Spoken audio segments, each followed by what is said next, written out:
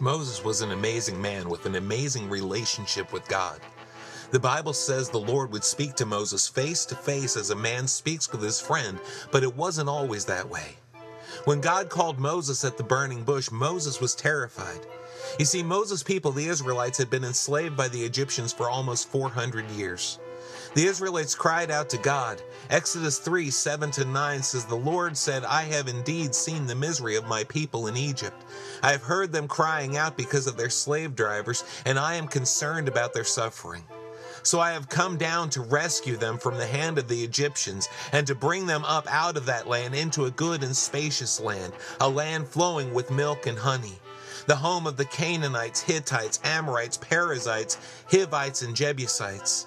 And now the cry of the Israelites has reached me, and I have seen the way the Egyptians are oppressing them." This had to be great, exciting news for Moses, but in verse 10, God turned the corner and said to Moses, "So now go. I am sending you to Pharaoh to bring my people, the Israelites, out of Egypt." You see, Egypt was probably the last place Moses wanted to go. He had been raised there as a prince in Pharaoh's household, but one day Moses saw a slave driver beating an Egyptian slave, and he rose up to defend the slave, killing the slave driver. Moses fled from Egypt, determined never to return.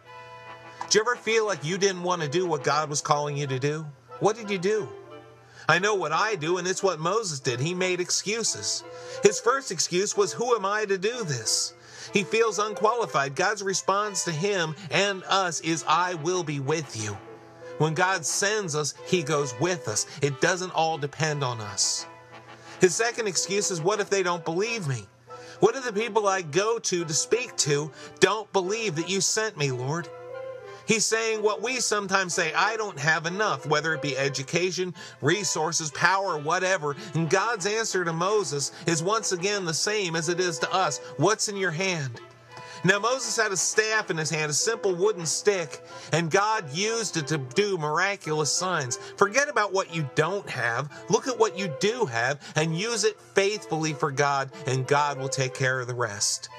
Moses' third excuse dealt with his inability to speak. He had a stuttering problem.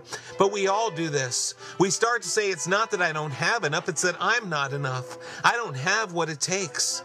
God says, "I know everything about you and exactly how I made you, and if you will trust me, I will bring you all the way through and give you the help you need." And finally, Moses said, "Send someone else," and God said no. He says the same thing to you and me. His call on our lives is for us to complete. He doesn't want someone else. He wants you. And you might notice in the painting, Moses is facing away from the burning bush, and you might think that's wrong, but it isn't.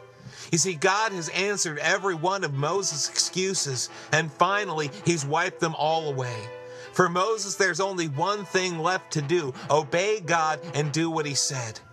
Moses is leaving the burning bush and his excuses behind and heading to Egypt to fulfill his life's mission. What's your excuse?